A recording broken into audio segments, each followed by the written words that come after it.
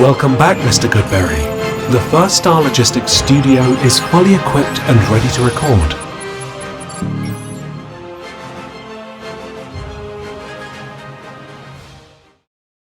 Welcome back to Bengals on the Brain, presented by First Star Logistics. I'm your host, Joe Goodberry, and this is episode 173. We've looked at the best games to watch of each prospect the Bengals drafted in 2025, and now we're going to dive into some of these undrafted guys. There's some exciting players in here based on my first watching of quite a few of them. I still got a couple guys to watch as of now.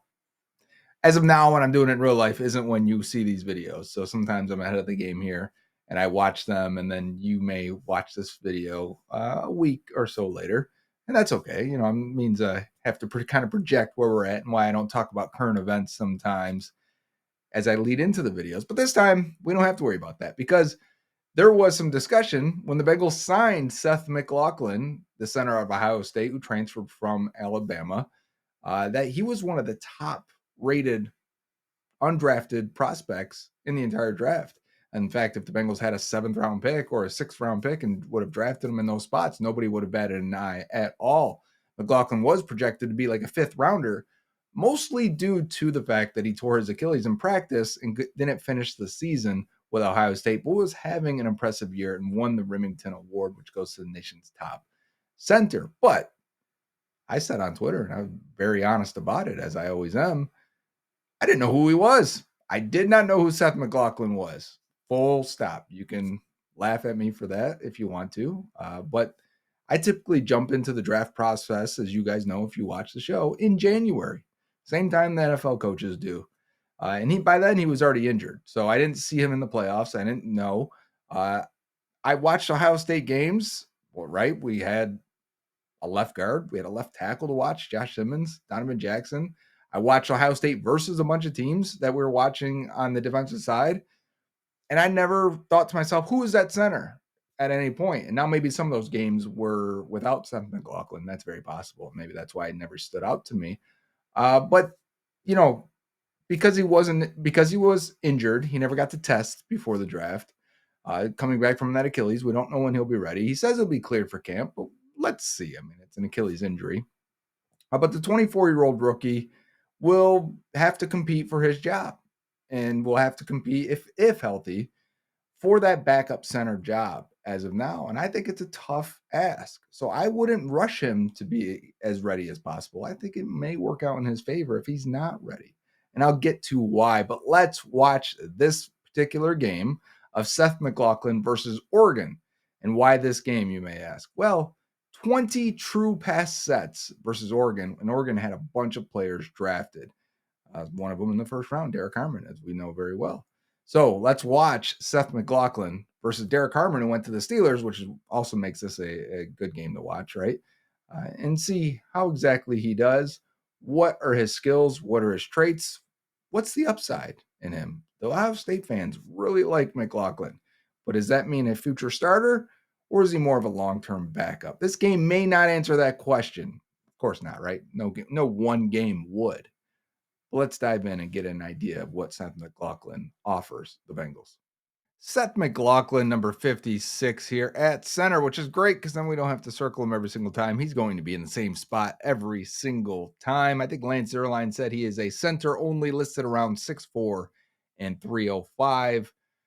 Typically because you want a bigger guy than that at guard or more athletic to kick out in other positions. But length and size being the major reasons why guys can't usually move to guard, which is that'll get re-brought up at the end of our conversation here as we talk about Matt Lee versus Seth McLaughlin. So Seth McLaughlin at 56 there in the middle, as we have him taking on a nose tackle right away, which is something you're going to have to do in the AFC North, right?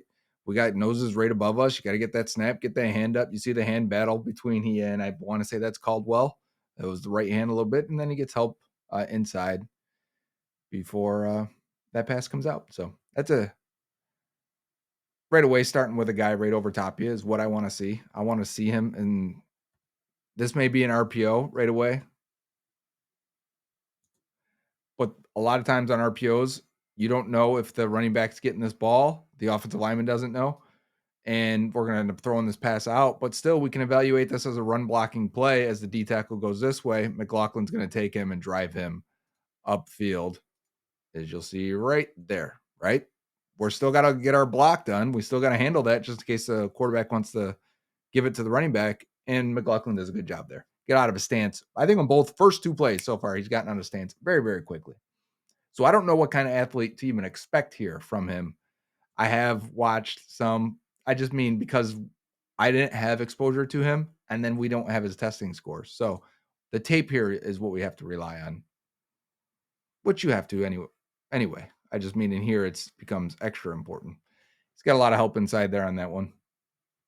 Not much to say. Not every play, especially at center, not every play is evaluation worthy, but many of them will be. And I think this run play is.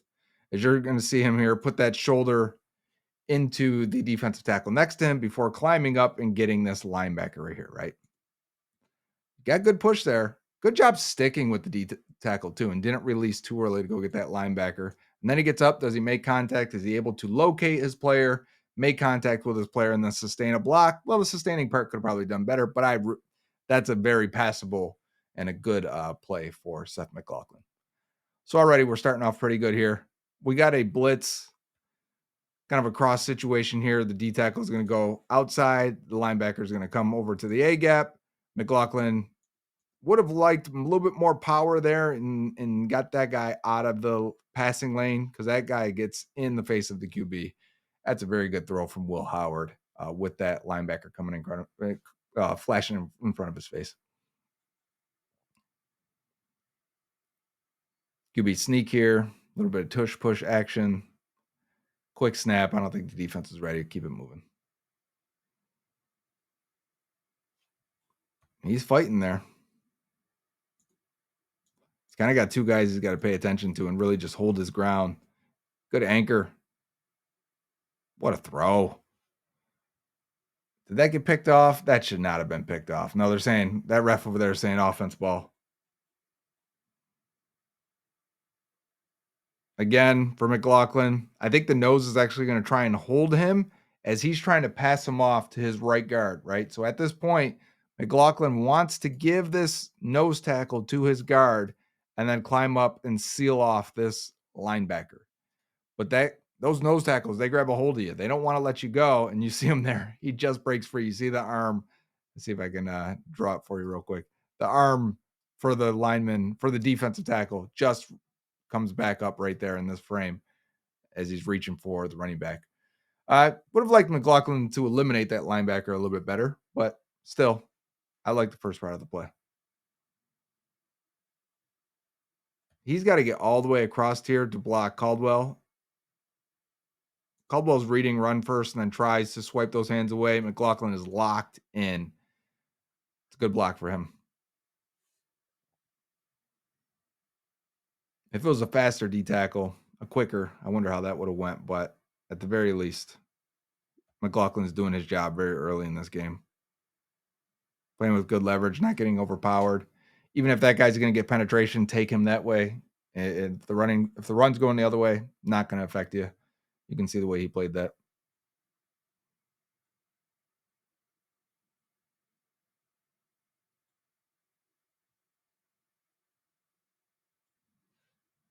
Got to end around here. Oh, not really. Just both running backs are in the backfield.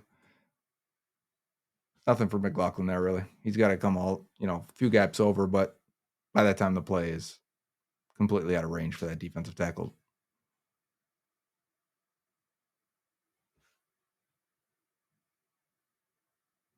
Nothing there either.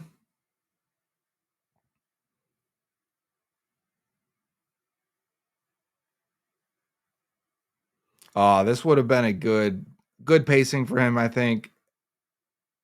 The other defensive tackle kind of blows this up, but Donovan Jackson just got him out of there. And now I like to see. So if your eyes went back here like mine did, that's fine. McLaughlin did hit here, and then he's going to try and climb up and wall off this linebacker here, which is not an easy task. We talk about it so much because, and again, if you wonder why this linebacker's kind of beating him this way because this run should have been here. If everything would have worked out well, um, McLaughlin would have been in great positioning.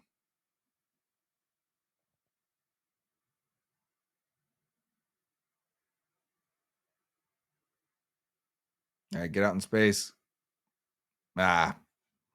So far he knows who he's got to block, which is half the battle. Like when you're getting out in space, yeah, he's not searching. He's not hesitating. Did we watch Jonas 7A on here? Don't remember if I did, but watching him, I noted a bunch of times that he was searching for his guy to block. McLaughlin's not. He's going to get his guy relatively quickly. It's just chaos is happening behind him, so that he doesn't know which angle to block or which side to block, if you know what I'm saying. Because like right there, he's expecting this guy was running this way. So okay, I'll just wall him off here. It'd be great. We could have our receiver running up my back right here. But because the running back's got to spin and get off this guy and it ends up going this way, or the receiver, whoever it is, the safety can break free and get away. I mean, as a lineman, you don't know where the ball carrier is all the time behind you. So I'm trying not to be too critical of those not latching on, hitting your target and eliminating your target, because things happen behind you all the time. They blew that one dead. Not sure what happened. I believe McLaughlin was charged with 2 pressures in this game. So I don't know if that blitz earlier counted or not. So something to be aware of.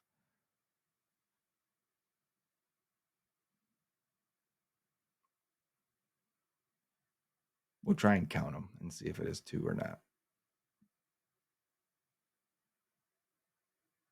He stays on his guy pretty well there.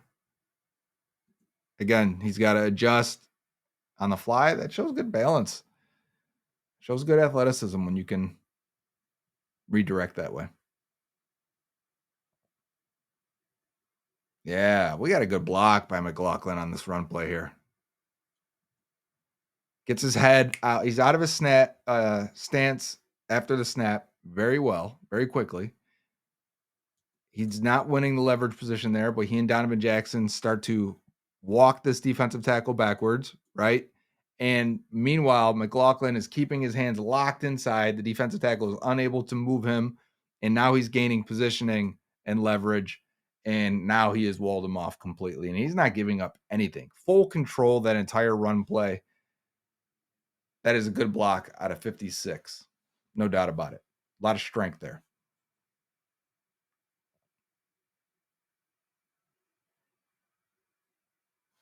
Now he gets some help from the running back here, because this defensive tackle, I thought he was scraping over the top and going to end up right here. And I think Howard goes that way. The running back goes that way. Yeah, okay, that's what it looks like.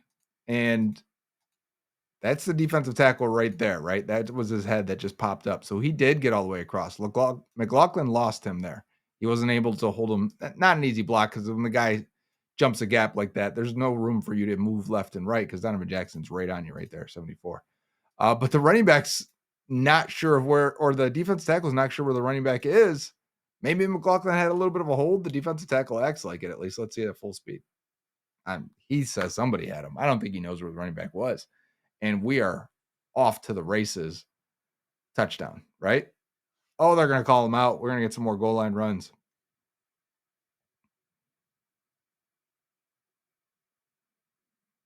Okay, McLaughlin. Hey, this is good athleticism. Watch him as the whole he's got to get through this like a running back. His feet right here, right? So he's not being blocked right away. He's releasing as fast as he can to get to number 28, as we probably have a run coming directly in this way. I don't know what ends up having if Howard keeps it. I didn't see where the play went, actually. I was so enamored with him getting skinny through the hole as a running back would. Yes, let's go back.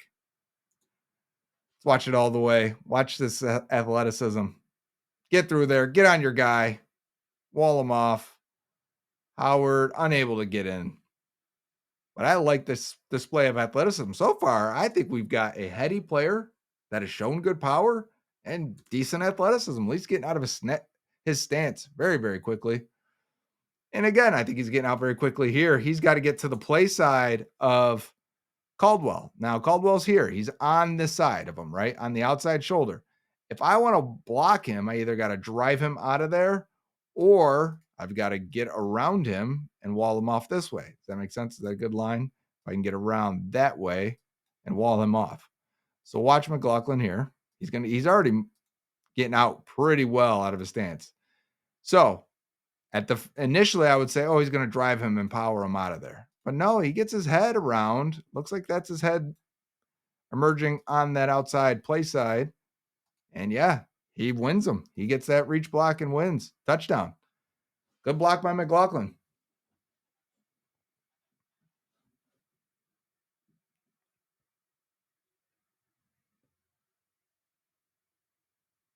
Got a tight game here, 15-14. Let's see this again here as he's one-on-one with Caldwell. Jackson's only going to put a hand on him. That's why the nose tackle drops to a knee. I see that now. So the nose tackle dropping to a knee is a technique when you're getting doubled. And he's expecting to get doubled here. And he's going to try and time it. So when he gets pushed by the guard, he drops that knee down. Barely anything happens. You're going to take that shoulder away like that. And then now I'm going to drive and lift back up. And he's actually got good leverage and positioning on McLaughlin to push him backwards. It just doesn't matter. McLaughlin stays locked in very well. Good grip strength, I would say, so far. All right, we're getting out there. Can we get to 2? That's a tough block. 2 makes the play. You'd love to see him get out there. You'd love to see him get out in front of that. That's a tough ask. 2 looks very athletic.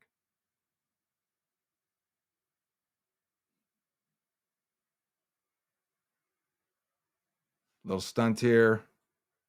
You could tell they were crossing something the way the 2 linebackers are going to the right there. I would assume the D-line's coming left, and there comes Derek Harmon, 55. McLaughlin's able to just pick him up and get enough out on him. Ball's completed. First down, Buckeyes.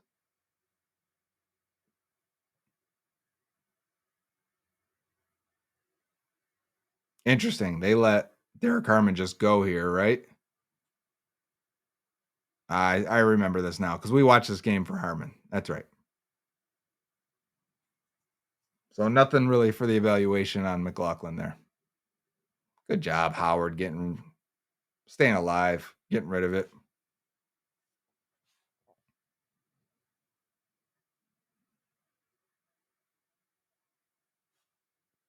Okay, we got Harmon versus McLaughlin right in the middle there.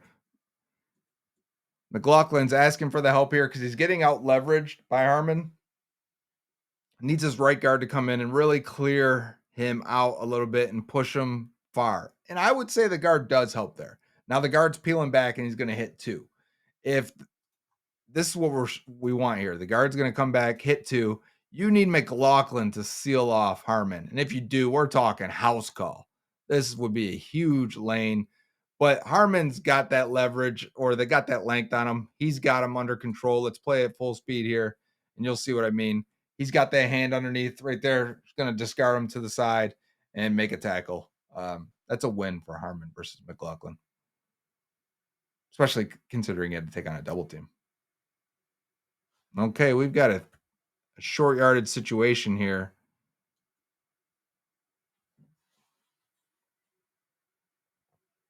I don't think there's anything to really say McLaughlin. He was a little high if I wanted to be critical. Okay, we're running right off of McLaughlin here. Again, this is very similar to play earlier for the Will Howard touchdown, I want to say. McLaughlin's got to get out in front of this guy. I want to say it's 94. So we got to get our head on this side of him in order to seal him off. You're going to see him able to accomplish that. Right there, they're about even. And then right there, he's got him now sealed off. It's a good block. You can just tell by where the helmets are if somebody wins that block. McLaughlin does on a short yardage situation. Again, another good. That's a sign of athleticism, technique, and play strength. Okay, McLaughlin's going to go for 2 here. Very similar play to before, where I don't have a nose over me, or I'm not going to worry about a nose. Yeah, he's not going to worry about him here. He's completely going to let him go. His objective is to get to the second level and get to number 2 as fast as we can. We are worrying about the next level here. We're giving a fast guy the ball. We're going to get upfield and we're going to get to him. And his eyes are locked on 2. I need to get up. I need to get to this guy if I can. And you do. I mean, at this point, you have made contact with him. You're underneath now. You've got great positioning. I would say, man, we're out of our mind here if we don't think we can boop, and just go, right? McLaughlin, take your guy out.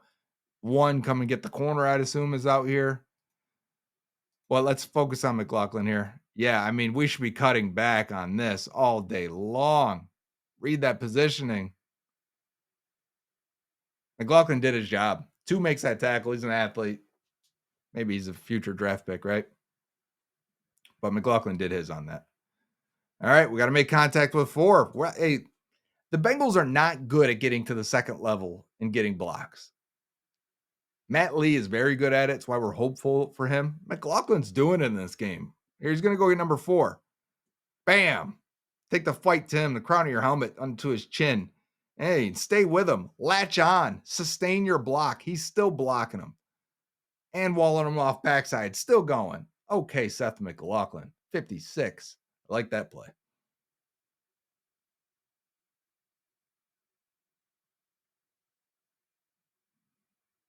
A bit of a rolling pocket there. He's going, well, bootleg the other way. So he's going one way. Quarterback's going the other. Not much really right home about there. Swim move. I would say Harmon beats him on that. Let's see what happens. Harmon's just, stronger. Because I don't even think the move landed cleanly. It was just that Harmon was able to grab him and kind of pull him down. McLaughlin handled himself fine there, and we got a touchdown pass.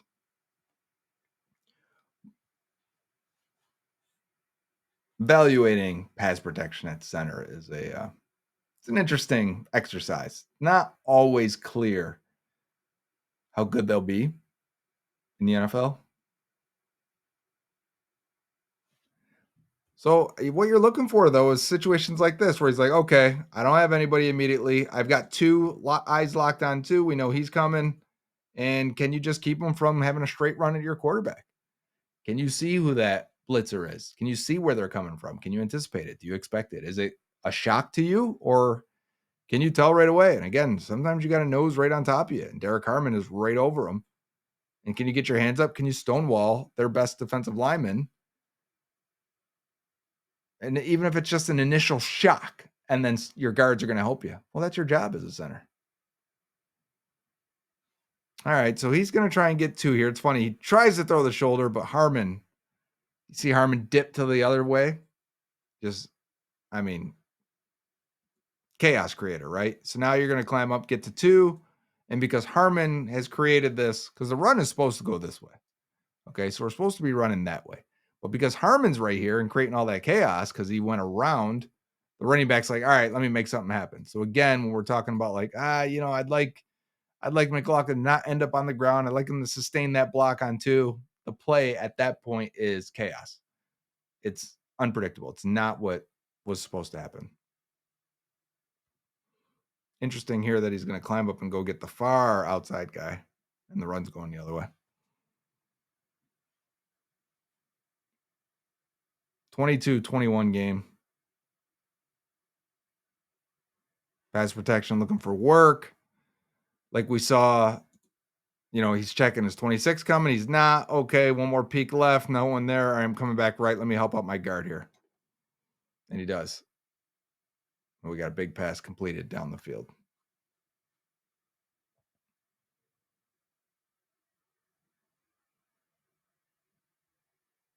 Okay. We got a good battle between Caldwell and McLaughlin. 2 guys that were mid-round picks or should have been, right? We would have taken Jamari Caldwell, number 90 here. You see the initial battle between the 2 of them. Right here, I thought Caldwell was about to win. I thought he got leverage, and he's about to get his face mask underneath your right under your chin and your neck and start walking you back. And he even had him a little bit until he goes and peeks inside while the running back's going outside. McLaughlin's able to shift and get into position and sustain that block. He's not ending up on the ground. He doesn't look off balance. He's fighting these guys completely to the point where, you know what I mean? He's not losing these battles and falling on the ground or getting thrown around.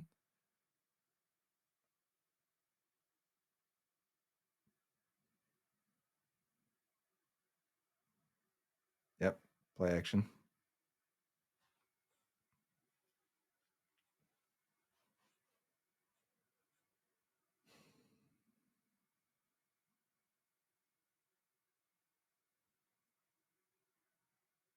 A lot of help there. Good job, Howard. Get those eyes back inside. Bang.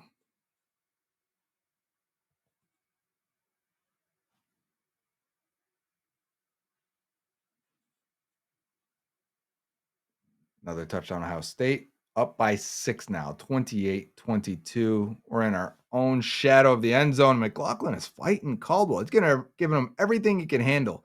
So Caldwell's going to dip inside. You see that, right? I want to make sure we're on this. Caldwell dips this way. And McLaughlin's going to say, okay, that's where I want you to go anyways. So I'm going to get underneath, finally play with a, because I don't think he's had great leverage. It hasn't affected him. But he's under there and now he's driving. And he's got Caldwell spun around. Caldwell's trying to fix his helmet. He's trying to, don't want to get my ankles rolled on. I don't even know what's happening here. You got to keep going. Good. He's got Derek Harmon here now. So Harmon's going to go with the rip move.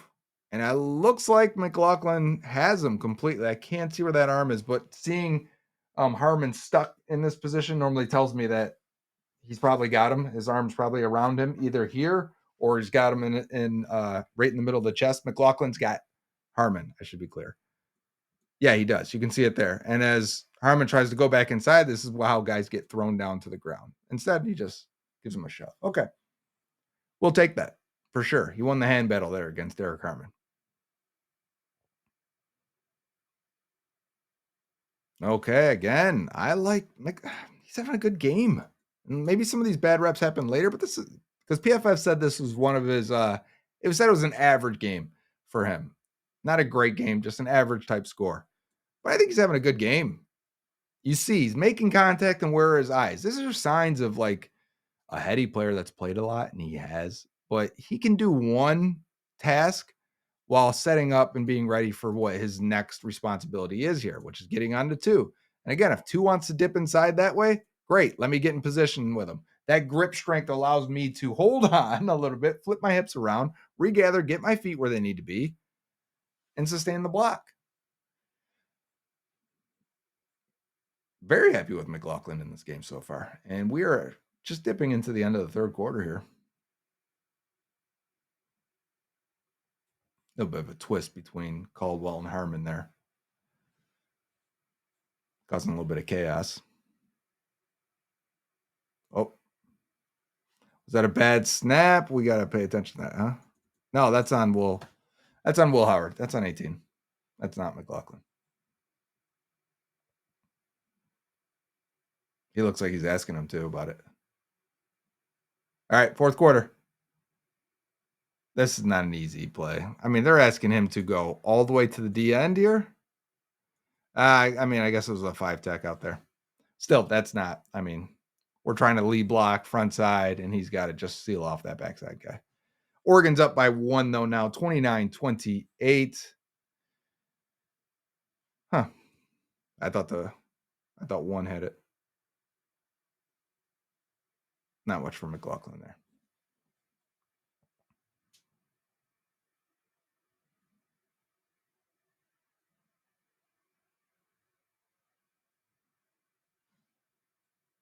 Got Derek Harmon on this play, right? That's 55? Yeah, it is. Contact, help out 77. Okay, we got a full stunt. You're not passing them off here. You guys are staying with the 2 defensive tackles crossing there. Not a defensive tackle, 32 in Harmon.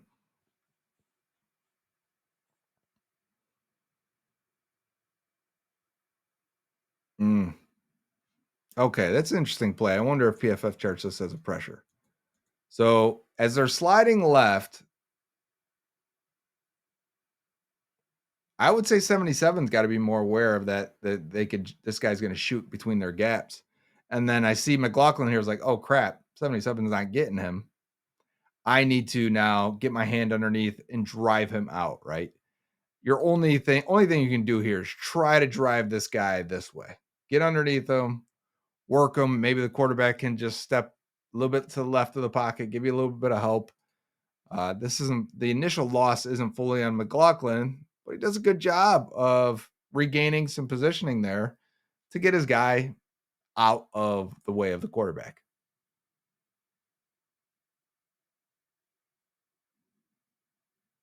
Running head start on that D tackle. Got some good push there. I wonder if this running back could have cut this up here.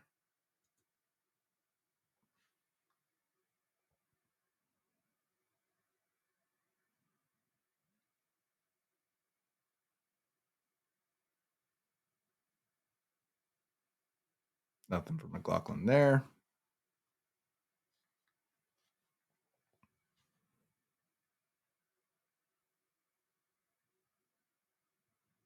Just sliding to the left. One of the linebackers looks like he's going to come for, and McLaughlin picks him up. Picks him up with good. Every time he's making contact with anyone, he's making contact forcibly. It's a good sign as well.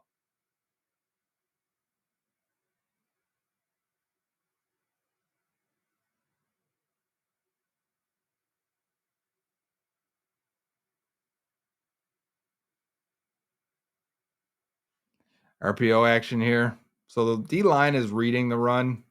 McLaughlin's just got to keep him where he's at so that the slant can, well, the window for the slant will be open. Does his job. Okay, there's a potential loss. This is a weird play for McLaughlin. Let's see what's going on here. So we get the arm over.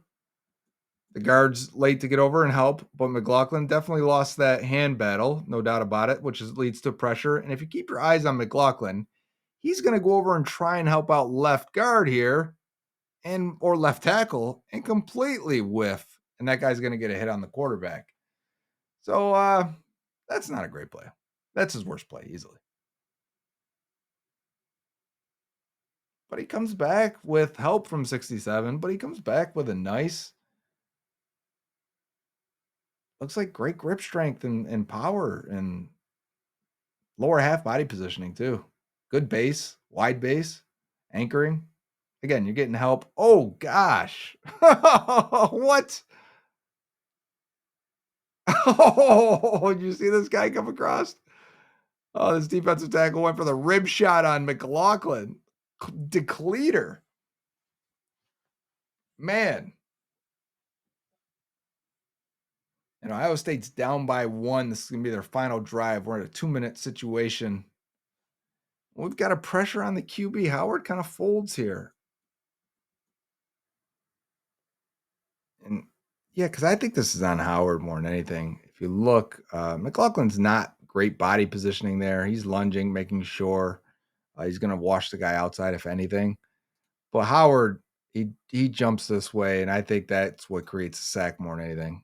For sure, I would say. That's on him. Nothing on McLaughlin there other than, I'd like a little bit better body positioning there. Again, it looks like Oregon is starting to send some blitzes here as Ohio State's trying to, I think they're trying to speed up Howard's decision making. McLaughlin's fighting. He's doing what he can here. He's latching on, holding on to multiple guys if he can. Good throw. I don't know why Howard's on the ground there, but we got a first down with 1 minute to go. We just need a field goal. He's got Harmon here, and then he passes Harmon off, I guess, to Donovan Jackson, and he's going to leap over and try and see if we can get a piece of that linebacker, which I'm not sure how much he gets. A little out of control there. 40 seconds left. There we go. Now we're picking it up.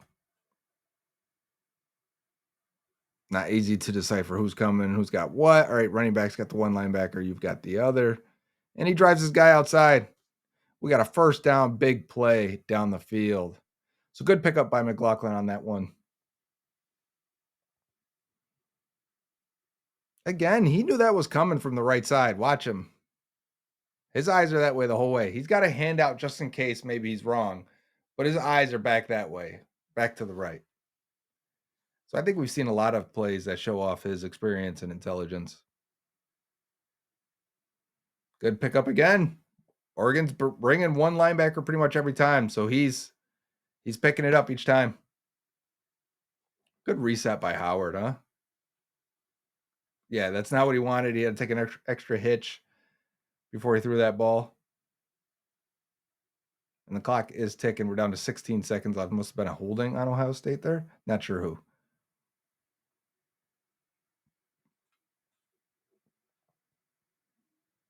We're down to 3rd and 25 with 10 seconds left. They need one play here and then potentially kicking a field goal. Nothing really for McLaughlin on the evaluation aspect of the things here. Are we going to get one more play? Yeah, 6 seconds, 3rd and 20.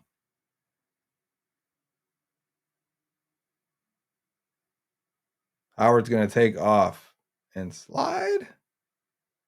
Do they have timeouts? That's got to be the 5th time I've seen that game, and I still don't know what Howard did at the end there, if they got that timeout or not. Maybe they kicked the field goal and won the game. Maybe they lost it. I actually have no idea. That's what I get for not watching much college football during the regular season. But Seth McLaughlin, I thought, again, for PFF saying this isn't one of his better games, I thought he looked good. There's no issues there from an evaluation perspective, which is much different, right? Watching a player for evaluation versus watching him on how was his performance, which is what PFF does. Very different. I'm watching that and saying, I see no issue in his game. I don't see why he couldn't be a starting level NFL player, not lacking any type of athleticism, intelligence, play speed, play strength, quickness, size, power. I mean, I thought he had everything. I thought he displayed everything in at least small bits throughout the game. So, and this is a 20 true pass set type game. That's a tough game. That's not an easy assignment. And I understand why Ohio State fans are excited about him.